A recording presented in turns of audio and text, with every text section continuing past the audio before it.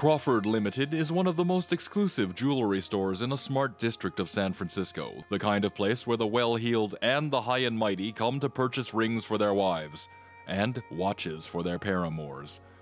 Our story begins inside a luxurious private office of Crawford Limited, where Alexander Crawford, a fine-looking, kindly, middle-aged man with gray hair, is talking on the phone. I'm sorry, Mr. Van Dusen. The ring is 8,000. All right, sir.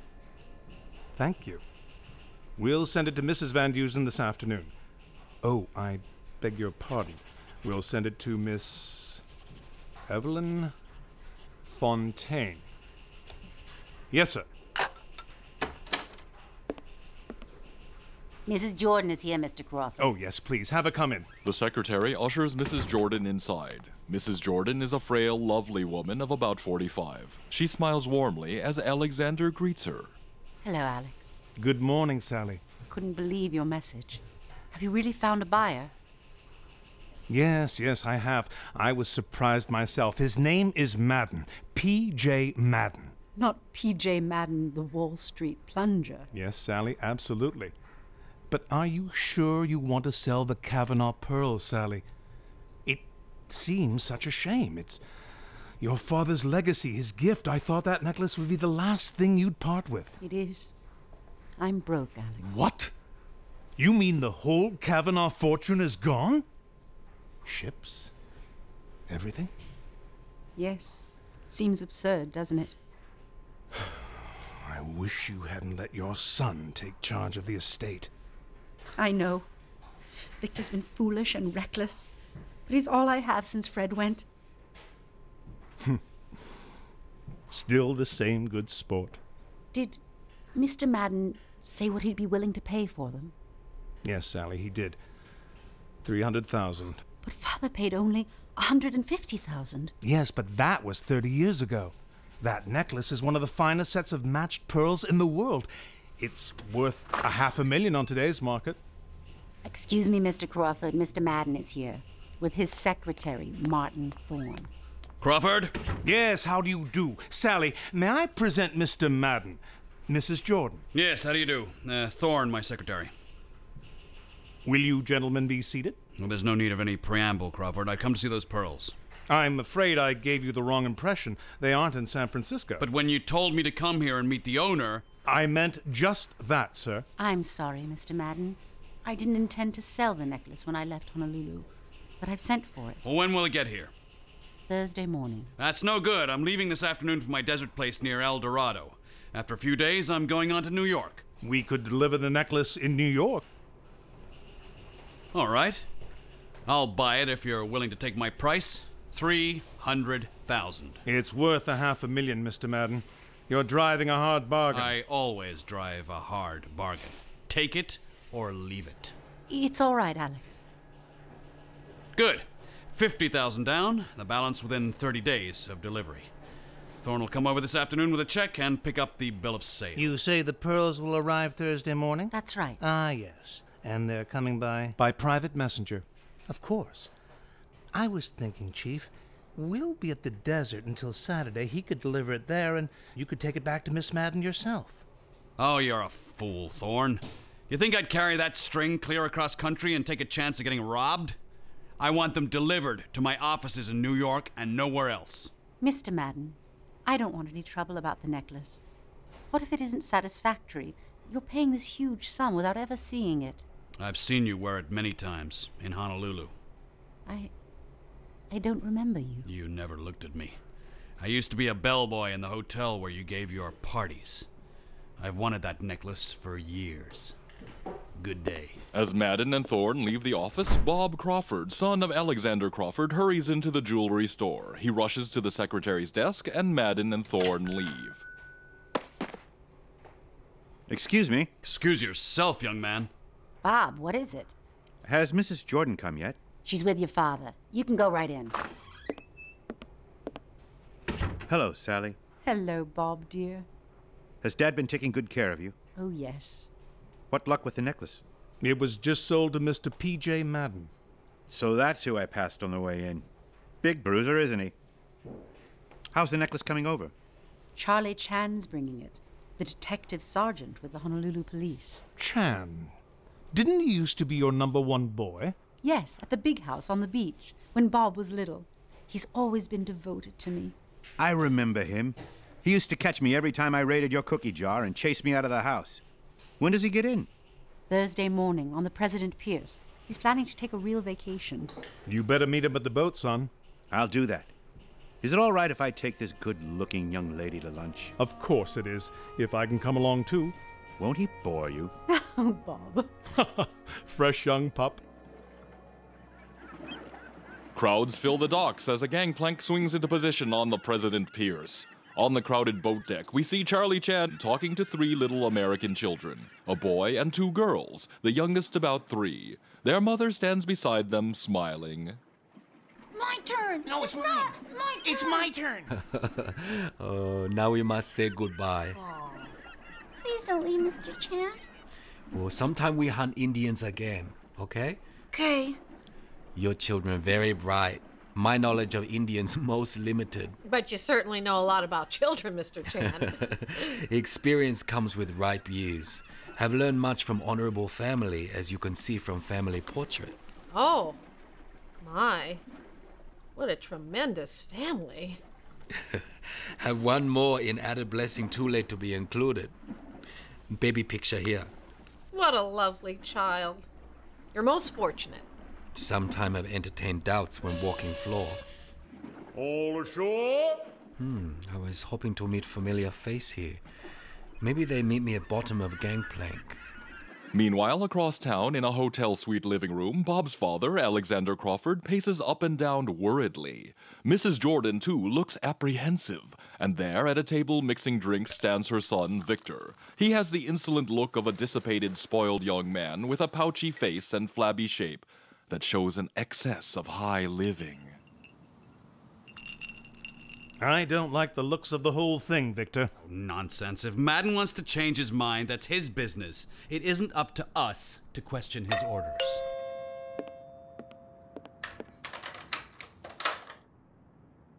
Hello, Charlie. Good morning. I'm so glad you're here safely. Thank you so much. Did you have a good trip? Always pleasant journey which ends among old friends. Alex, you remember Charlie Chan? Yes, indeed. How do you do?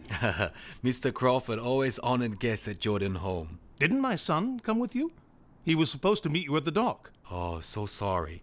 Found no one waiting at bottom of gangboard, so I engaged taxi and hurried to this spot. Bob probably missed him in the crowd. Have you got the pearls, Charlie? Pearls travel securely around waist. Charlie Chan pulls a worn old money belt from around his waist and removes a velvet bundle from it. Oh, responsibility makes them rest heavy on unworthy stomach, like sour rice. Oh, Mr. Chan, hand them over and let me take that burden. Apologies, but pearls look better around honorable mother's neck than in your hands. Charlie Chan unwraps a gorgeous triple-string necklace containing 150 large and magnificently matched pearls. Charlie Chan places them around Mrs. Jordan's neck. Oh, thank you, Charlie. Now most enjoyable vacation begins. It's been so long I'd forgotten how exquisite the Kavanaugh pearls were. Here, Alex. Take them before I change my mind. I know how you feel, Sally. Oh, I'll get it.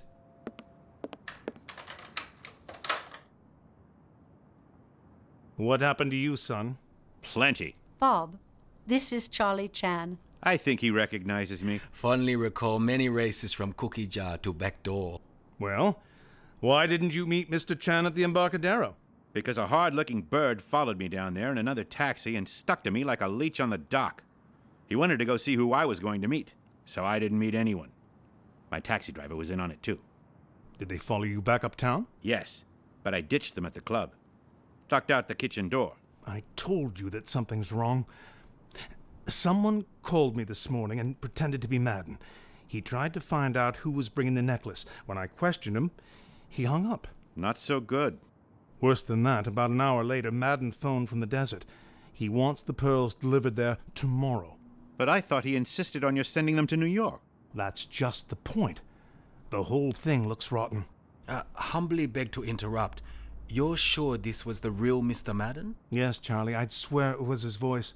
I put in a return call to the desert, and he was there all right and repeated his orders. He offers excuse for changing? Yes, he said his daughter was coming from Chicago. He wants to meet her there and give her the necklace. Well, isn't that reason enough? Now you're trying to build up a lot of danger out of nothing. Victor Madden stated in my office categorically that he wouldn't carry the necklace. Too much chance of robbery. Now, why didn't he ask us to deliver it to Chicago? They're right, Victor. Mother. But if Mr. Madden wants them delivered to the desert, Alex, we'll have to oblige him. I can't risk losing the sale. As you wish, Sally. Charlie, I've asked so much of you already. But will you do me one more great favor and take this to the desert? When proper person is encountered, pearls will be delivered. I'm very grateful. Humble servant can never repay many kindnesses. Many facts stated here suggest possibility of unknown danger in delivering pearls. Mr. Crawford, I beg to request your valuable help in present matter. Certainly. I'd be glad to. And please, call me Bob. Thank you so much, Bob. Blind man feels ahead with cane before proceeding. And I'm the one to be the cane, right? Most correct. Humbly suggest that you arrive at ranch ahead of time. I follow later with necklace. If all is correct, we deliver same. Great. I'll fly down to Los Angeles after lunch and catch the afternoon train out to the ranch. Tread softly. Beg to recall that hen squats with caution on thin egg.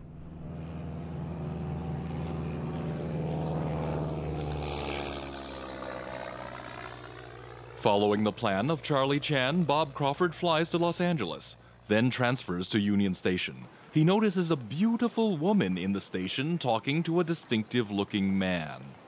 All aboard!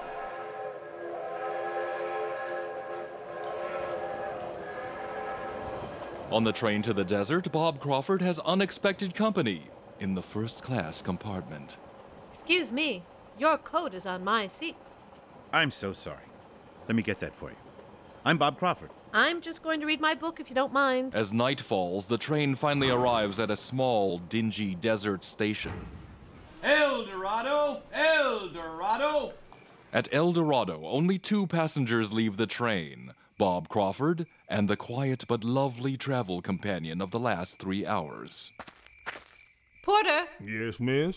if you could take care of this for me. Of course, miss. Why, thank you, miss. Thank you, sir.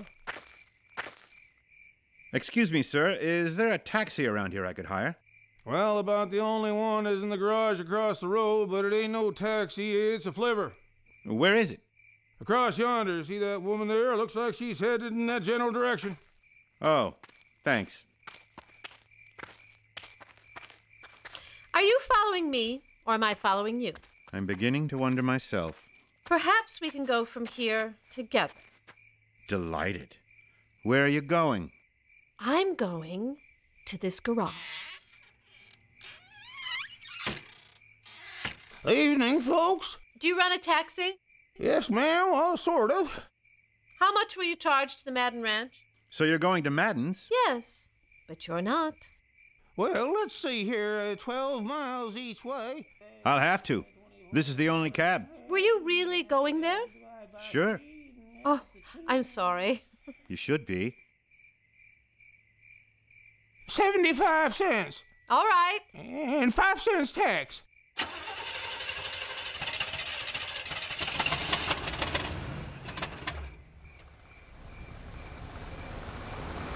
Starts out interestingly. It gets more interesting further on. Finest country in the world.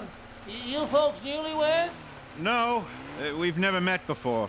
Oh, well, the desert's a right nice place to meet. Too bad the moon isn't up, but sky gets mighty pretty. I couldn't help noticing your engagement ring, ma'am. Lovely emerald. No, it's more of a deep blue, if you ask me, except just after sunset. You haven't told me your name. Will Holly. Thanks. You're right welcome, ma'am. Everyone knows me around these parts. I'm Paula Gray. I'm Bob Crawford. Glad to meet you. Do you know Madden well? No. Neither do I. He don't stay here much. There's just a Chinese caretaker, Louis Wang and Tony. Louis went into Los Angeles yesterday. He inherited some money. And who's Tony? Oh, he's just a parrot. That darn thing can talk Chinese. Folks around here call him the Chinese parrot. That seems logical. Sure it does. There's the ranch up yonder, them lights up ahead. Let me get the gate. It's open a bit.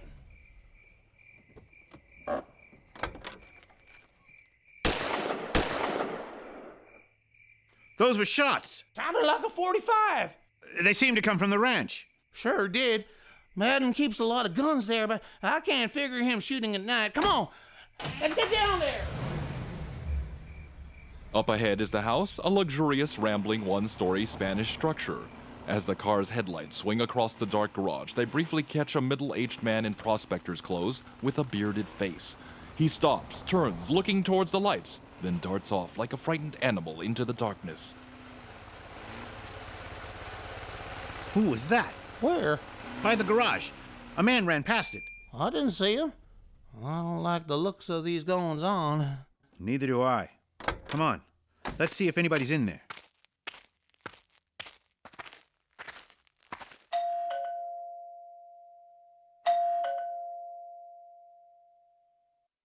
No answer. Well, try again.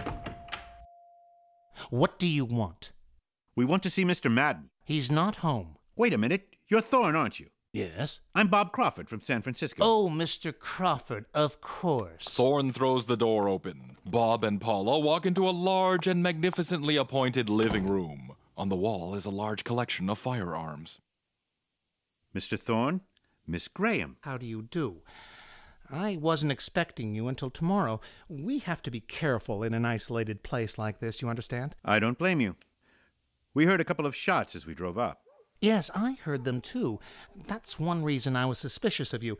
It was probably someone in the desert taking pot shots at jackrabbits. You said that Mr. Madden isn't home? No, he's in Palm Springs. He'll be back tomorrow noon. Did he mention the Imperial Picture Corporation to you about using the ranch for a location? Then you're not here with Mr. Crawford, are you? No.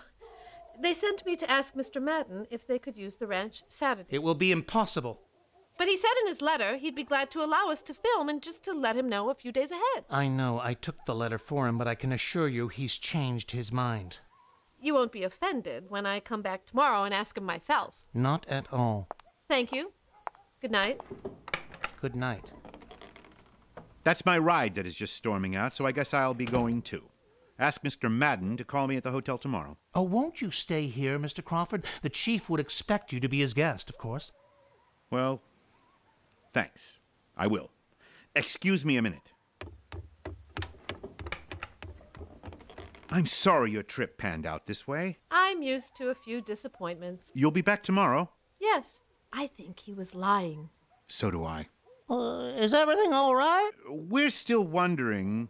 Oh, didn't see nothing more out here. Hey, like to ride up front? Thanks. I'm sorry that you have to put up at that one-horse hotel. I'll be a lot happier than staying here.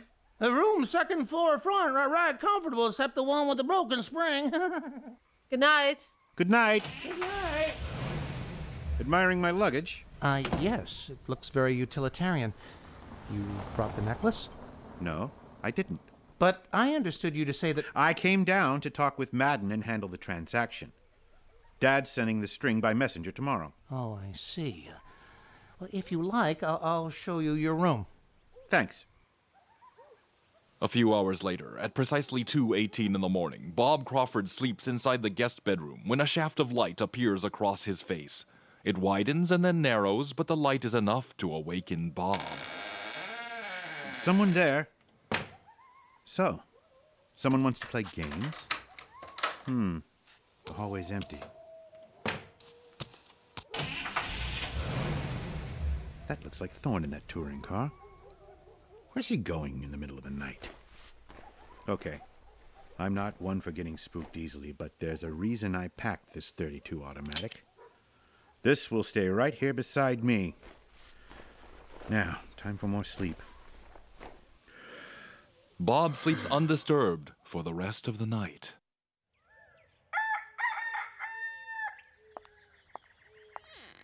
Thorne? This place is even creepy in the daytime. Thorne! Now what? Oh, morning, Crawford. How'd you sleep? Like a log. This desert air is something. Hungry? Right. This mess won't be much for breakfast, but you'll have to stand for it. Our cook ran out on us. Can I help? It's almost ready. Coffee? Hey, you might want to use a dish towel to pick up Ow! Jeez, ow! Ow! that coffee pot. Oh! Looks hot. Oh, dash it all, that hurts. Bob and Thorne turned to see a poor Chinese laborer in blouse and pants and old shoes and wearing a battered, flat-brimmed hat standing at the screen door. He looks dusty and tired, but Bob Crawford recognizes him as none other than Charlie Chan. The two pass but the briefest of looks, a silent message passing for Bob to remain quiet about Chan's true identity. What do you want? Oh, me hungry, boss. Walk many mile, maybe catch 'em food for work. There's nothing for you here. Now go on. Get out of here. Very sorry. Seems like a shame to turn the old bird away. What with you having to do everything? They're pests. Hey, wait a minute. Come here. You, come here. Can you cook? Oh, yes, boss. Long time me #1 boy and cook. Big house. Oh, well, you've got a job. Come on in. What's your name? Akim. No, you can stay until our cook comes back. You understand? Yes, boss. You see that room here off the kitchen? Room. You sleep there. Now get out of those filthy rags and put on some of those clothes. Come on. Thank you so much. We're going to eat in the dining room. Your first job is to serve us breakfast. And bring the coffee in first. Be careful, it's hot. No more work. I'm glad I thought of this. So am I. Minutes later, Thorne comfortably leans back, having tucked away a satisfying breakfast. I'm driving into Palm Springs after breakfast to get Madden. You'd better stay here and meet the messenger. Good idea. Half an hour later, Thorne departs for his trip, leaving Charlie Chan and Bob Crawford to compare notes.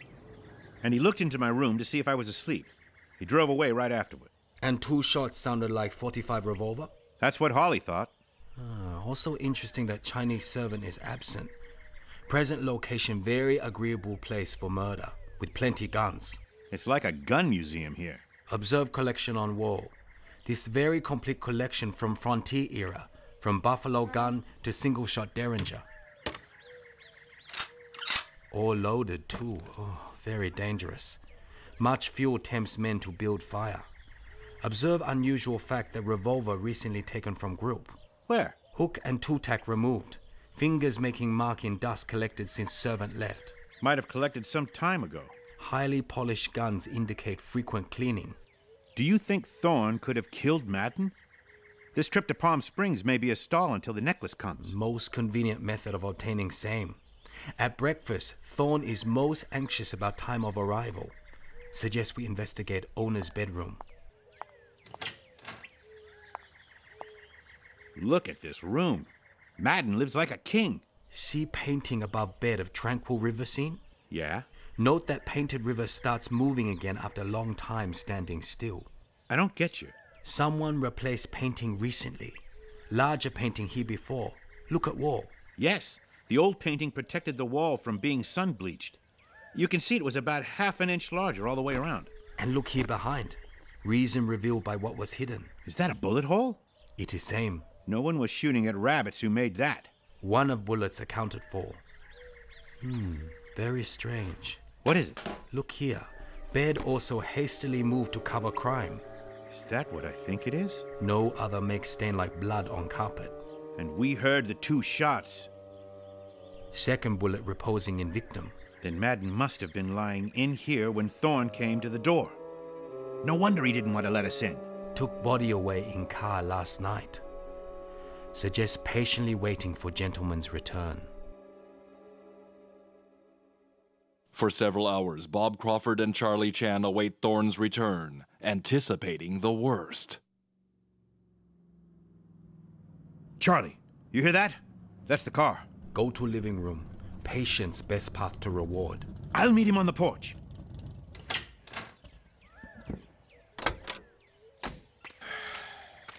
Madden. Crawford, I'm sorry I wasn't here to receive you. Didn't expect anyone till today. Thorne make you comfortable? Yes. Good to see you. I'll put your bags in your room. Thorne says you didn't bring the necklace. No. It's coming today. So was there any particular object in your coming ahead? Well, yes. We can't be too careful on a big deal like this. Your changing your mind had us worried. That's nonsense. I told your father twice on the phone I wanted it down here. You gave us very definite instructions about New York. Well, you don't need to worry anymore. It's my responsibility the minute you turn it over. Well, I'll get Ah Kim to put on some lunch. Who's this Chinaman?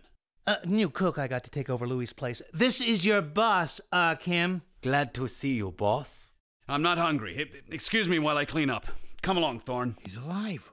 Who on earth was killed? Answer would be of most importance. I hate to do it, but it looks like we've got to deliver the pearls. Humbly take upon myself responsibility of refusing to do so. Why? Promise was given Mrs. Jordan to protect necklace until time of safe delivery. Disturbing facts continue to suggest danger. What now? Both men tell lies. They do not come from Palm Springs. How do you know? To Palm Springs and back is 90 miles. Brazenly took liberty of examining car speedometer this morning and now. Amazing instrument shows trip of 44 miles. Suggests Madden who Mali until mystery cleared away. Stall him along, eh? All right, Charlie. I'm with you. Thank you so much. But what do I do now? Suggest you answer door. Oh, hello. All girded for battle, eh? Yes. Is he here? I'll ask him to see you. Oh, here he is. This is Mr. Madden, Miss Graham. Oh, yes. You wrote me about using the ranch. Mr. Thorne said you changed your mind? Well, he was right. It'll be impossible. I'm sorry. It means a black mark against me with the company.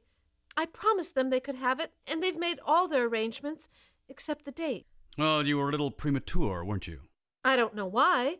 I had the word of P.J. Madden. Perhaps I was foolish in believing the old rumor that it's never been broken.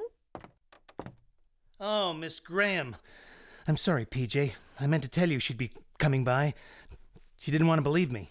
Well, I'm not licked very often, young lady, but you win. Yeah, you can use the ranch. Thank you. I'm leaving Saturday night for Chicago. You can shoot your film on Sunday. I'll wire the company right away.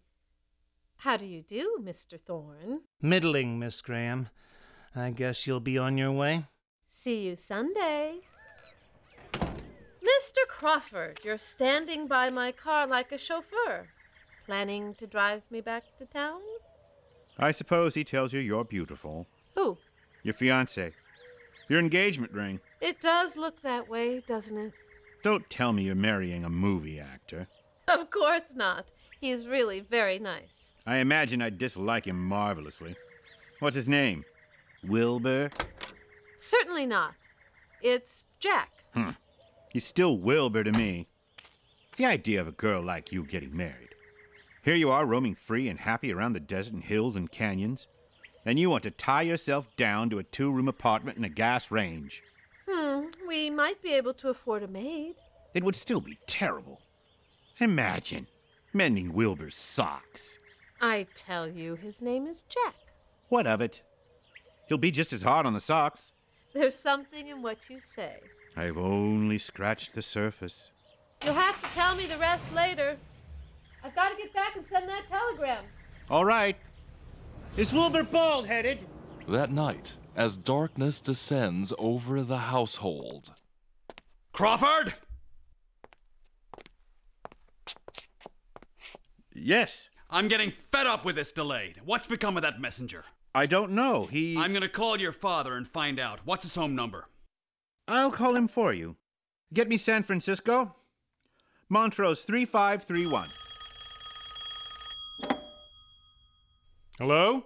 Dad, what happened to that messenger you were sending to Mr. Madden's? Why, he left about... He didn't? You mean Chan hasn't shown up at all? Yes. But he's been worried under the circumstances. So have I. Why didn't you let us know he wouldn't get here till Sunday? Sunday? Give me that phone. Now look here, Crawford. What do you mean the messenger hasn't even left yet? I'm terribly sorry, Mr. Madden. It was absolutely unavoidable. One of the strings broke when it was being cleaned. I'm having them restrung No. Just a minute. Can you understand the English language? Who asked you to have them cleaned, restrung? I just thought you would... Keep still! I'll talk. I told you I wanted them today, at once. I've a good mind to call the whole thing off. I'm sorry, sir. They'll be ready late tomorrow. The best I can do is deliver them Sunday, if you still want them. Well, I guess I'll have to wait. If you promise to have them here. We'll do the best we can, sir. All right.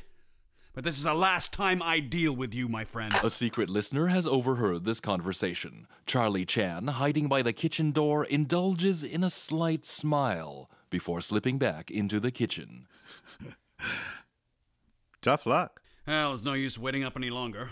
You'll excuse me, Crawford. Help! Help! Murder! Put down that gun! Hey, that sounded like it came from the patio. Help! Murder! A parrot. Help! Help! Murder! Put down that gun! Hello? What's this ruckus? Is everyone okay? What happened? This parrot started yelling about a murder. Scared the wits out of me. Oh, he goes on a tear like that every once in a while when he gets excited. He certainly gave me a terrific jolt. Looks like it scared you too, Thorne. Well, Yes, I can imagine. Well, that parrot's had a pretty scarlet past, knocking around sailors' dives. A sea captain gave him to me 5 years ago. Don't crowd, gentlemen. One at a time, please. That goes back to his bedroom days. He's calmed down now. Behave yourself, Tony. Oh, honey, not tonight, please. He seems to have been everywhere. I don't doubt it. Well, good night. Come along, Thorne. I'll sign those letters before I turn in. coming, sir. Son Kylo hop. Funny parrot. Him talk Chinese. Yes, of course he does. Tony. 脂肪流學. That's enough, Kim. Don't get him excited again. Leave him alone. Sorry, boss. You won't be needed anymore. Now go on to bed. Yes, boss. Good night, Crawford. Good night. The next morning, Madden, Thorne, and Bob enjoy a smoke with their breakfast coffee. Suddenly, Chan, still pretending to be the servant Kim, clatters in excitedly. Poor little Tony on ground. Him dead. What? That's impossible. I'll see what this is about. Over here, boss. I clean a kitchen sink and look out window to see Tony on perch, but no parrot. I run to see it fly away, but find he on ground. Oh, gone west, eh, old boy? Oh, I hate to lose him after all these years. Louis said he hadn't been well lately. He was getting pretty old, Chief. Yes, he lived a long time. Well, this'll break Louis's heart. You want me to take him, boss? Me put him in ground? No, I'm gonna have Tony around here as long as I keep the ranch. Run me into El Dorado, Thorne. I'm gonna ship him to Los Angeles and have him mounted. Just then, a big sedan drives in and skids to a stop in front of the garage. Gamble, a beady-eyed, fussy little man of middle age, clambers briskly out, waving a greeting. Hello, PJ. Glad to see you. He's the last person I want to see right now. I had no idea he was coming. Hello, Thorne. How have you been, PJ? Well, the old parrot dying, eh? Probably hypertrophic cirrhosis. Too bad. Who's this? This is Mr. Crawford. Mr. Crawford, meet Professor Gamble, the zoologist. Did you ever study the Cerromalus otter? No. Too bad. It's very interesting. Nice of you to let me use the ranch, Madden. I didn't expect you down until after I'd left. We'll be pretty crowded. Oh, that won't bother me. I'll be on the desert most of the time. Here, boy, take my things. Yes, sir. Most happy. Put him in the guest bedroom. Thorne and I were just starting into town when... Oh, splendid. Yeah, get right in my car and I'll drive you in. We can have a talk on the way. All right. I'll see you later, Crawford. In Gamble's room, Chan arranges the luggage as Bob enters. Gamble went with him. Do you think he's mixed up in this? Large sugar bowl draws many flies. I see nothing in room. Look in all obvious places for clues. See only one. Where? Inside closet. See? Suggests investigating recently used entrance to upper regions. It's a trap door. And it has marks in the dust. I'll go, Charlie. Stay here. Oh, step carefully. Short fall can lead to a long trip to hospital. How many of those sayings do you have, Charlie? Never enough. Don't see a thing. Wait, here's something. It's some kind of case or something. I'll pass it down. Look like guests planning long stay here.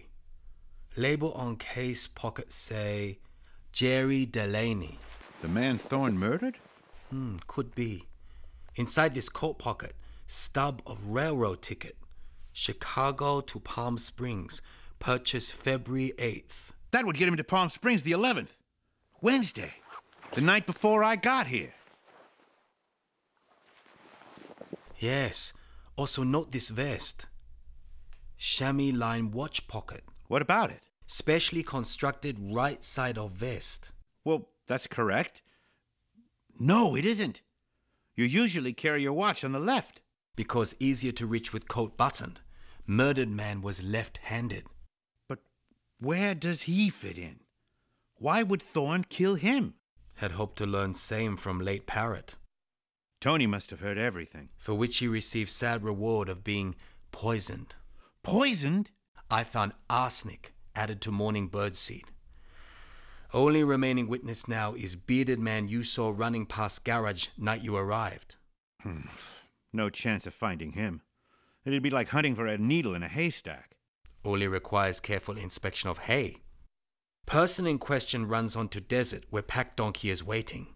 Loses top to canteen bottle in darkness. That doesn't tell much who he is.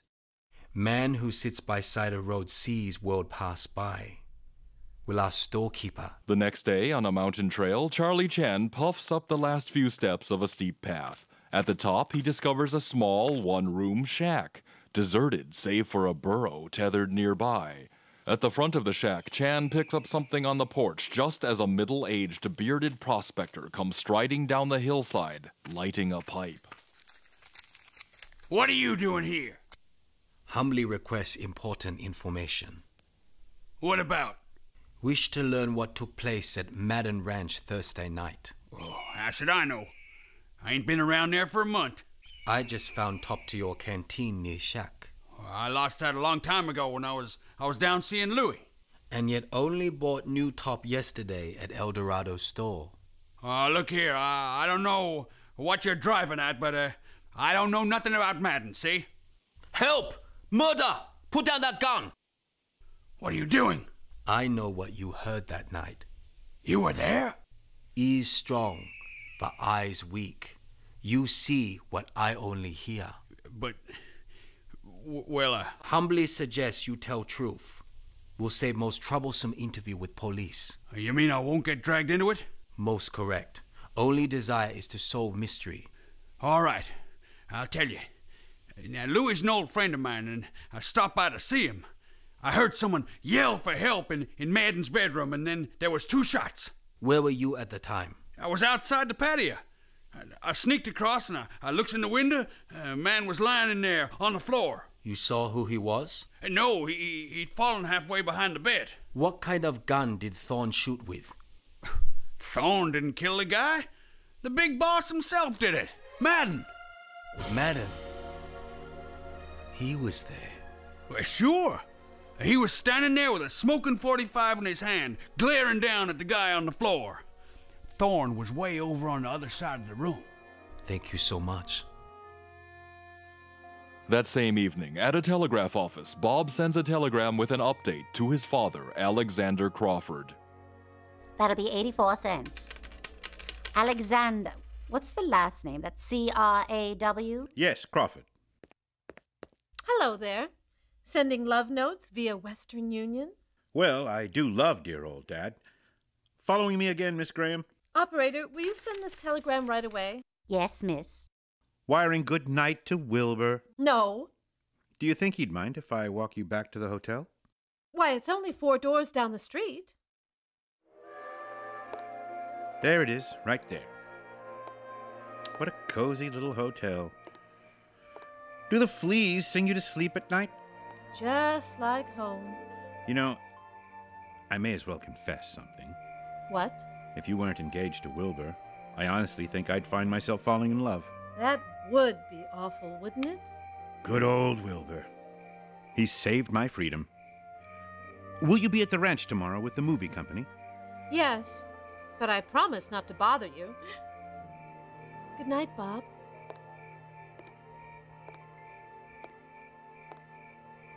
Well, I'll be. That's Mr. Gamble. Bob moves slowly down the sidewalk in the shadows. As the train pulls in, Bob sees a hard-faced man slip off the train with a couple of other passengers, looking about with purpose before he greets Gamble on the platform.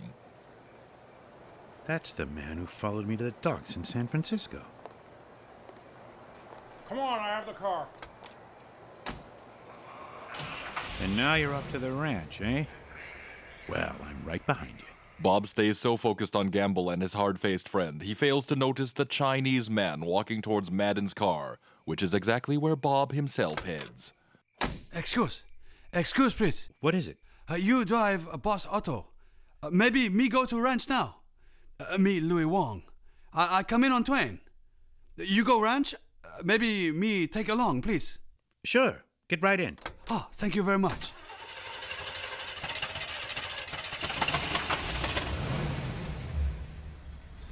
Now, well after dark, the pair pull up to the ranch gate.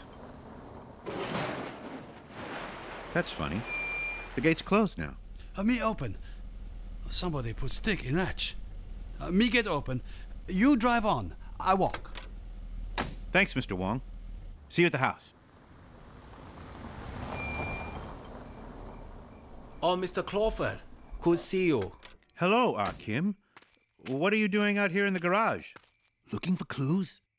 Looking for wrench to tighten pipe in kitchen. I brought home a playmate for you. Louis Wang. Oh, very good. Most look forward to meet Honorable Mr. Wang. Where is he? Louis! Charlie. He was just up there. He opened the gate for me. Come on. Can't have gone too far. Let's look. Flashlight guide the way. Oh, no. Oh, no. Dead, like Tony. But how? Look closely. Flashlight reveals a gash in his vest over his heart, spreading stain on clothes. But it seems impossible. It's only been a minute. Why would anyone kill him? Murdered in great haste. Implies something here which old servant would recognize.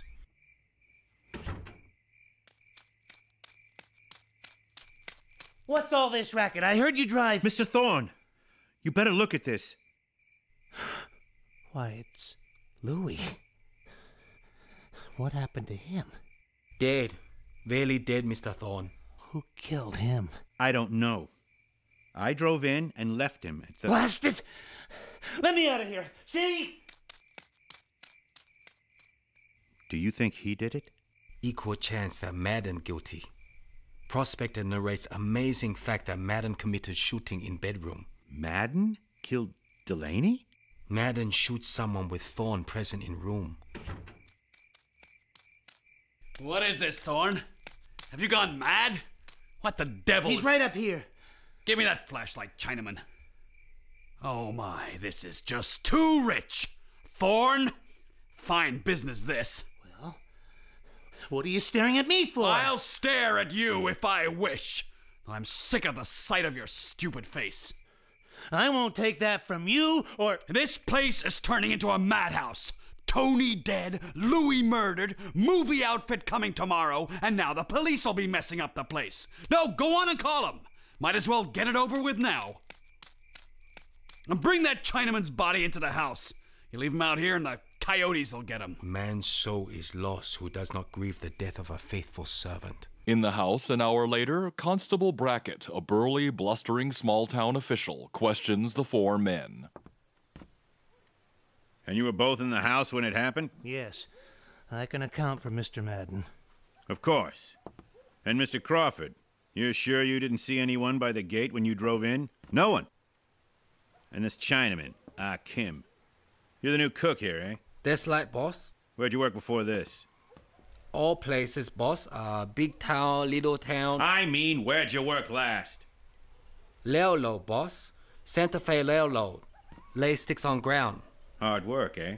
Yeah, that's right. So when you got an easy job here, you wanted to hang on to it. When Louis came back, you knew you'd lose it, so you killed him. That's nonsense.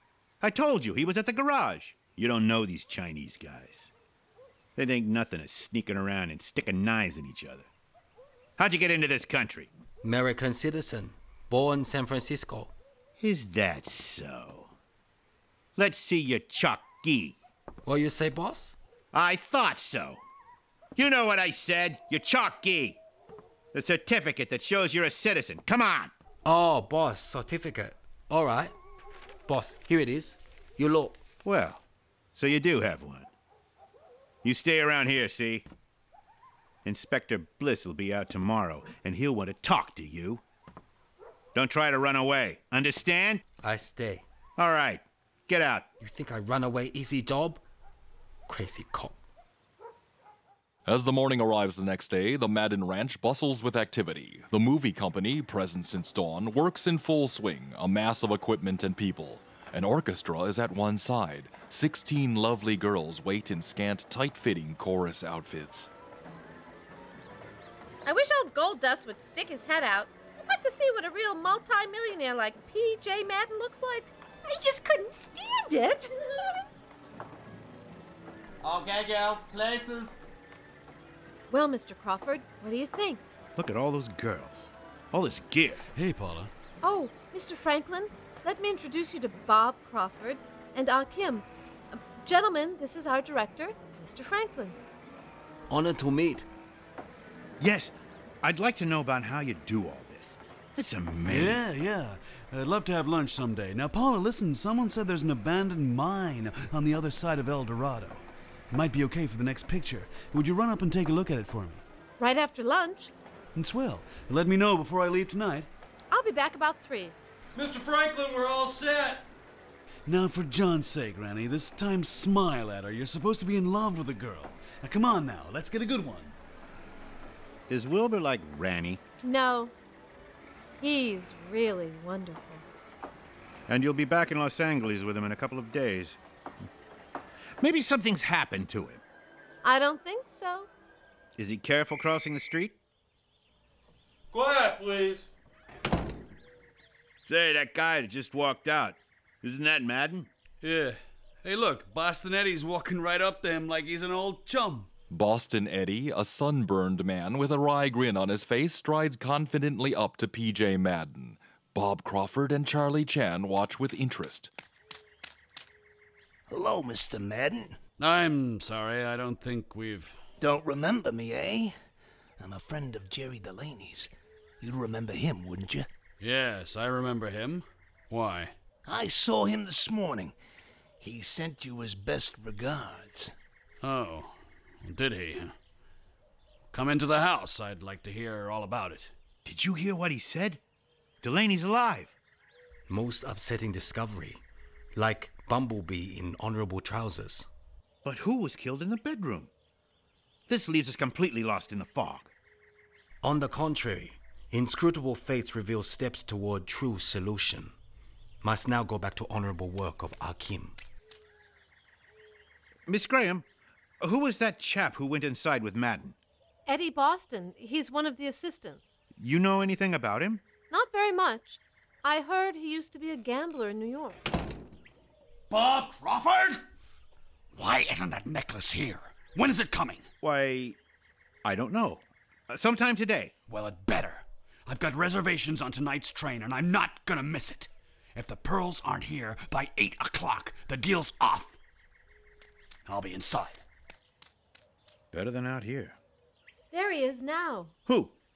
Eddie Boston, the guy you asked about, silly. Run me into town, Dan. Mr. Boston? Yes? I wanted to ask you about a friend of mine. I heard you mention Jerry Delaney. I never heard the name in my life.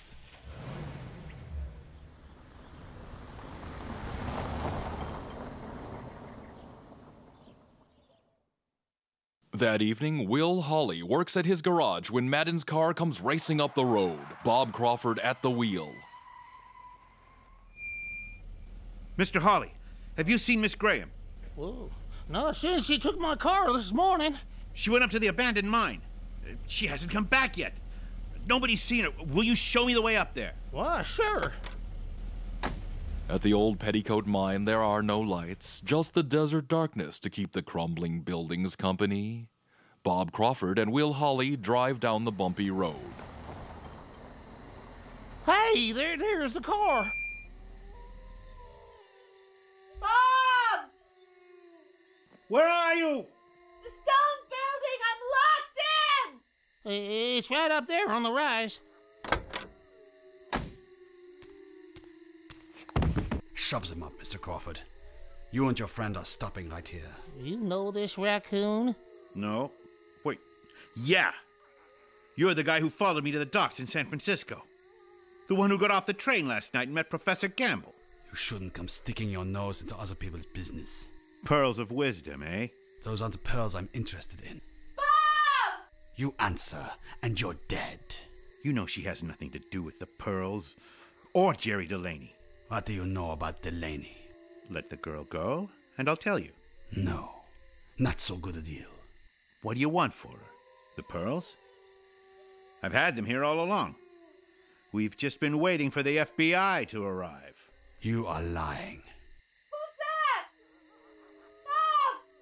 Are you all right? Well, gentlemen, this appears to be none of my business, so I'd be just as happy to ease on back to my garage and let you settle this as best as you see fit. Shut up, Dummkopf. Stay right here. Well, then again, I'm not too busy at the moment. I guess I can stay. And you, Mr. Crawford, where exactly are those pearls? Let the girl go first. What's your plan? You give them to me and then you tell the police I stole them? What would I tell the police about you? I can barely see your face. I don't know your name. No one but me knows the pearls are here. And the FBI is only interested in Jerry Delaney. And I get the pearls. Only if you let the girl go. These are the keys to the magazine up there. She's locked inside. You get them when you get me the pearls. The pearls are in a money belt, and the money belt is around the waist of that girl up there, Miss Graham. What? The gunman makes a key mistake, turning to look up the hill to where he has Paula Graham locked inside the old Mines magazine. It is just long enough for Bob to leap for the gun.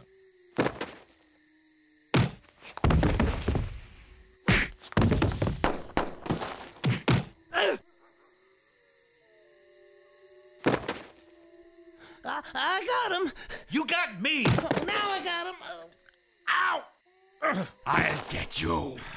I've been longing to meet you again. Oh, pretty good fight. He's out cold. I think I broke my hand.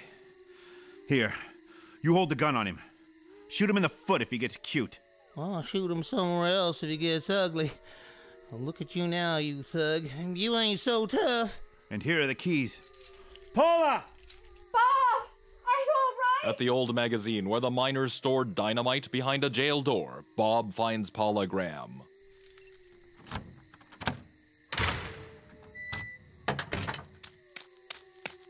She rushes into his arms, and the pair kiss impulsively. Oh, I was afraid you'd been shot. You're all right? Just scared. I'm sorry. I've been worried about you. I know. Bob, he's got someone else locked up on the other side. Where? Around here. Follow me. Hello? Hello. Who is it? It's Bob Crawford. Who are you? Who am I? Look, Bob. He looks like... Looks like? My eye. It is. P.J. Madden. P.J. Madden. As the man emerges from the darkness, Bob and Paula stare at him in astounded amazement.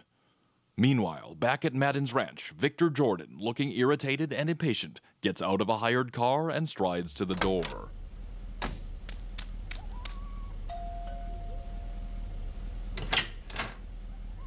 Mr. Madden, I'm Victor Jordan. Oh, yes. How do you do? This is Professor Gamble and Mr. Thorne. You've brought the necklace. Why, of course not. Are you trying to stall me again? No, Mr. Madden, I just heard about this stalling. That's why I hurried down here. Crawford should have given it to you Thursday. Do you mean he's had it here the whole time? No, Charlie Chan has it. That Chinaman that brought it from Hawaii. Chinaman, eh? Well, yes, he's here, isn't he? Excuse me a minute. I want to have a little talk with you. Sure. What's the matter, boss? Where did you work before you came here? Oh, get 'em work all places, boss. Maybe lay sticks on ground for railroad. You're a liar. What's the matter, boss? I'll show you what's the matter. Come in here.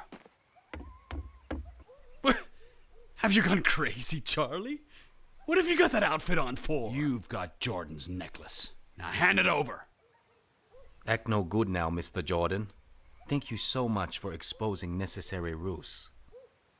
Charlie, give him my pearls. Mr. Jordan juggles truth. Pearls are property of his mother. Humbly refuse to deliver them. Oh, yes, you will. I had her write out an order telling you to. Yes, I see. Must do as your indulgent mother requests.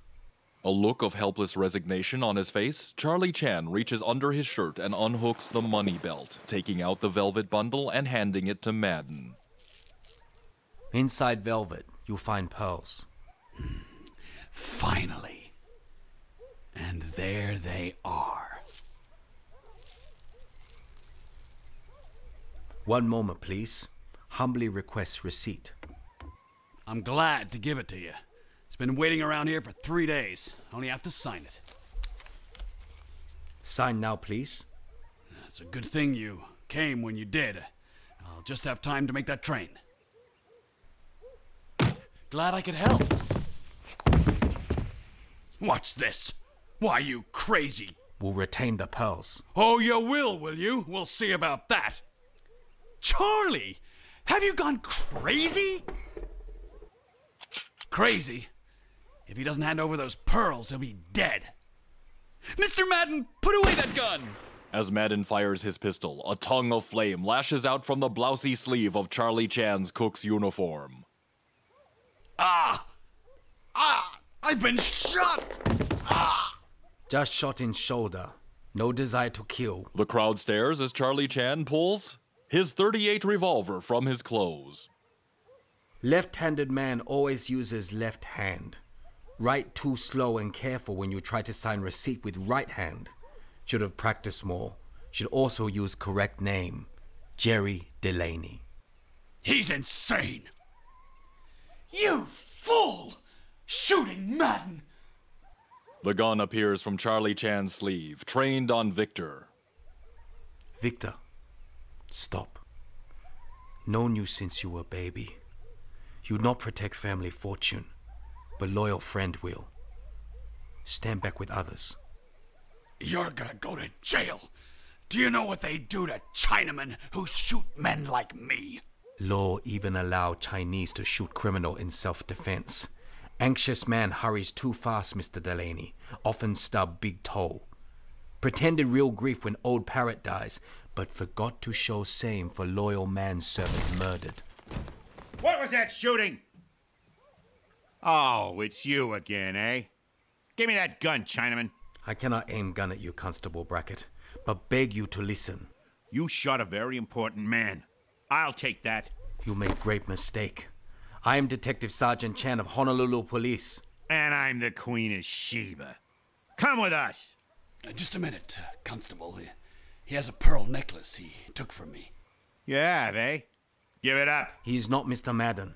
You're nuts. I've known Mr. Madden for years. Now give me those pearls. Truth not worth much when currency is lies. Mr. Madden, your pearls. Thanks. We'll send for a doctor to come at once. Come on, you stinking Chinaman. Mr. Madden? Into the house steps the real Madden, hair rumpled, his face bearded and pale, his arm in a sling. His shoulder is stained with dried blood. Behind him are Bob Crawford and Paula Graham. They all enter the living room, followed by the gunman from the mine, a gun at his back held by Will Hawley. Madden stares at his double, Jerry Delaney. Almost got away with it, didn't you, Jerry? You always were good at it.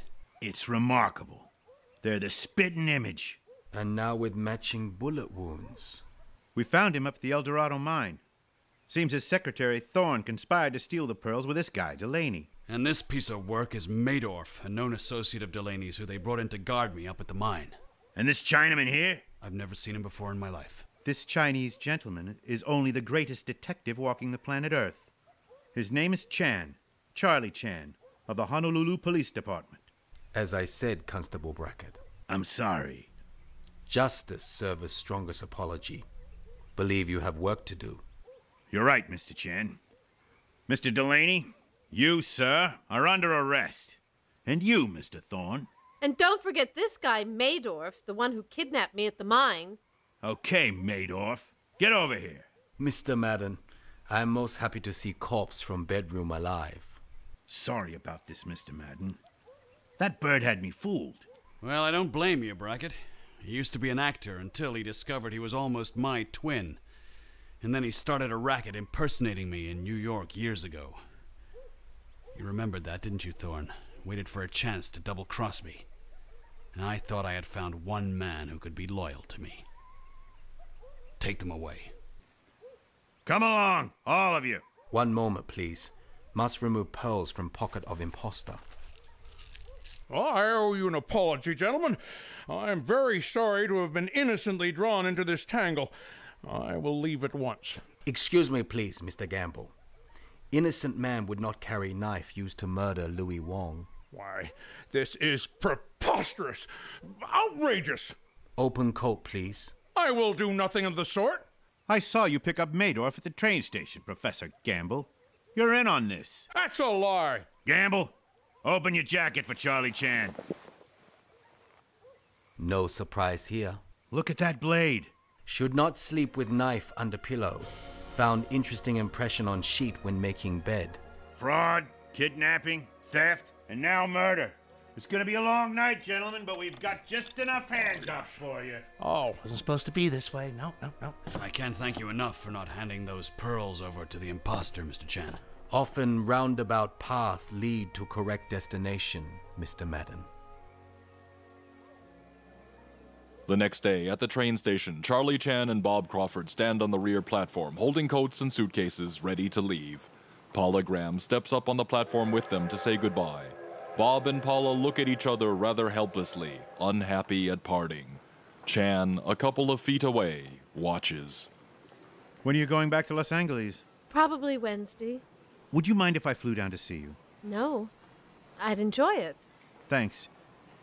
You know, if it weren't for that engagement ring, I think I'd kidnap you to San Francisco tonight. Well, I don't know if I'm up for another kidnapping. You'll have a lot to tell, Wilbur. Do tell him he has beautiful taste in jewelry. I should know. It's my business. It's a magical ring, you know. It's always kept me protected. Up until now. All aboard! Bye, Mr. Chan. Goodbye, Miss Graham. Miss Graham offers Charlie Chan her hand in farewell. Chan smiles down at the small hand held in his. His eyes narrow. He looks up at Bob. Suggest noticing that supposed engagement ring usually worn on left hand. Paula, let me see that. You moved that ring to your right hand. I did? Have you been lying all this time?